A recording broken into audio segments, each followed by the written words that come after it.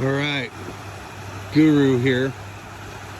This is going to be the second hole I'm going to show you in this series of videos that I'm doing where we start scouting in the summertime and we follow this all the way through April 1st.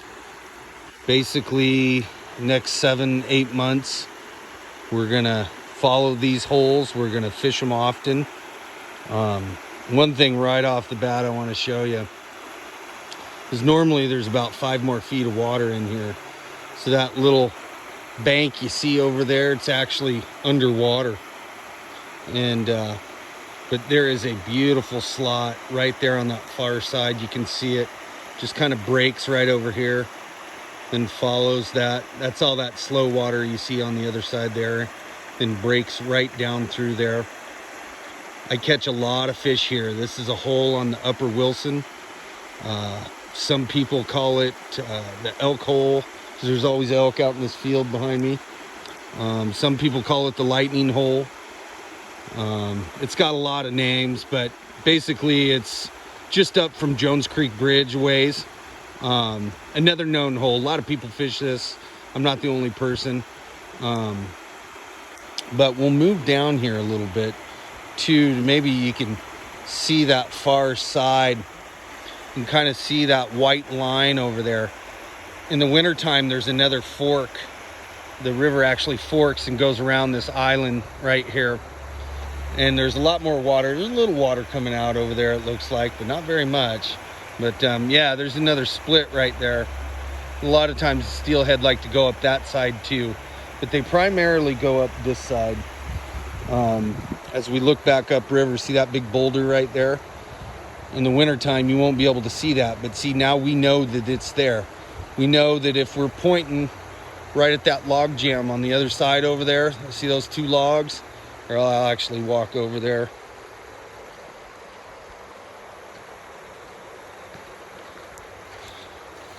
So you can kind of see what I'm talking about.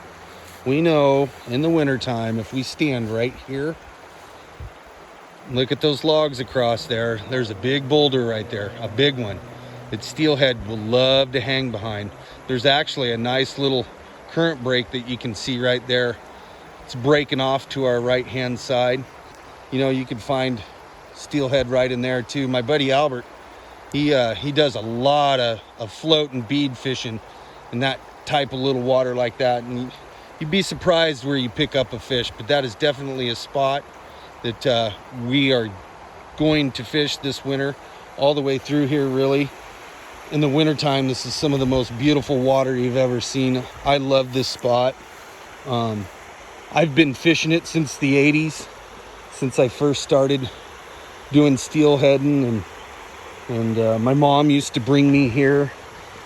It's a spot that means a lot. And it's changed a lot. Pre-1996, this all was one big giant hole. But in 96, a lot of it got filled in, and then 2007, it really got filled in.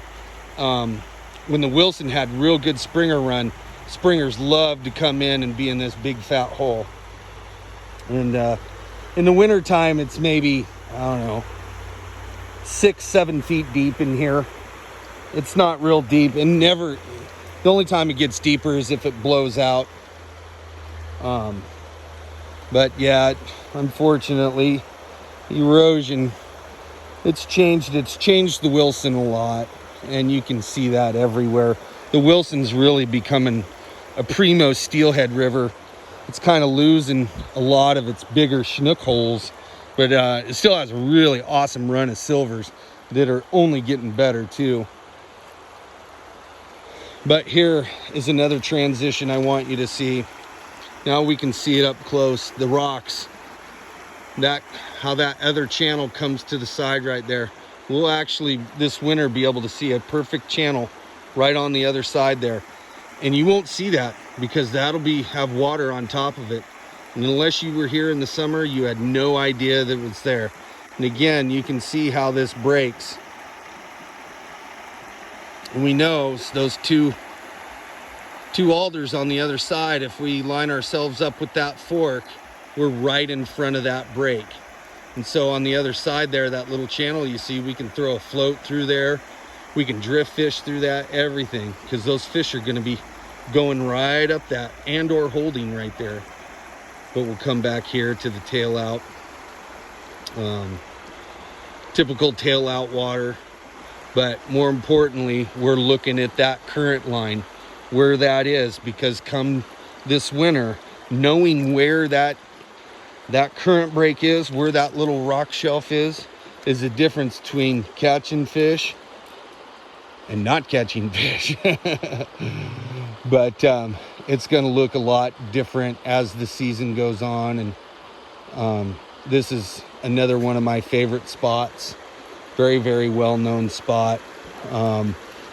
Pre-96, this is one of the spots that summer steelhead used to just pile in, because this hole was probably 15 feet deep. It started way up there and then came all the way back. In fact, back then you couldn't even fish up here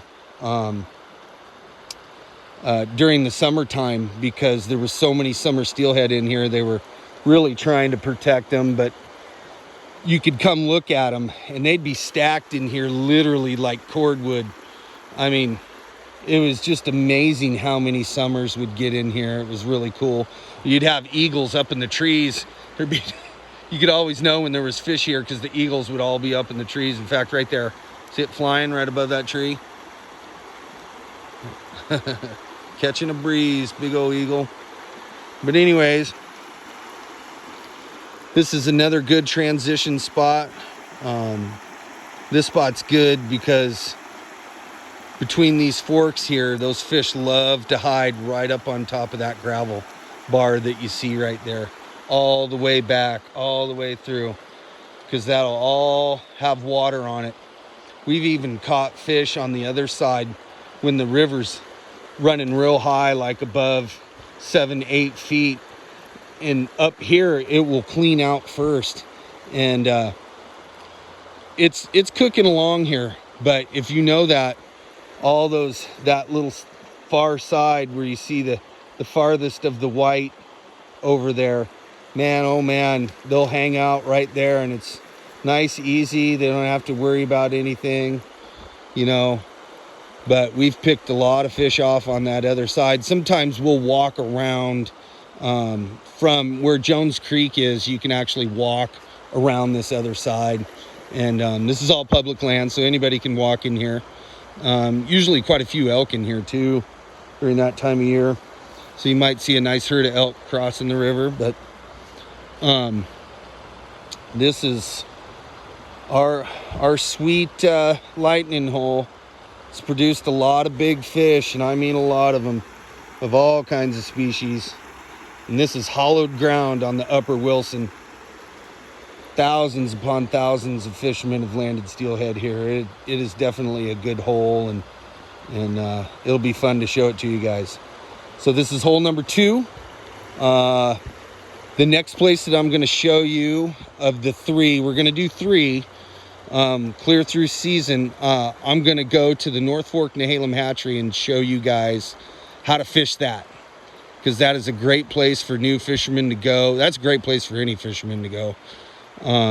It really gets the first good run of steelhead first part of the year, and usually has a really solid hatchery run all the way through the 1st of February. Isn't that a beautiful break right there? Seeing, if you weren't here in the summertime, you would have no idea that that's there, because that is totally going to look different. But that is classic structure fishing, following the contours. But the North Fork will be a good one. I'm happy to show everybody that, and give you the lowdown how you can fish that and where to fish it. And especially during the summer, you get to see a lot of things you don't know that are there. And it makes a huge difference between the people that walk out of the hatchery with a limit and the people that walk out with nothing. So we're going to shut this video down. Guru out.